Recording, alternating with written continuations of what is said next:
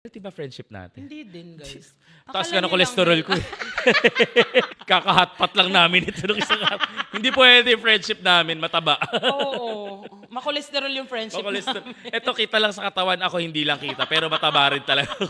Ang masashare mong learning. Ayan. Ang learnings ko, maging chill ka lang pag tinanong ka sa immigration. Ganun. Huwag ka mag-overthink. Nani?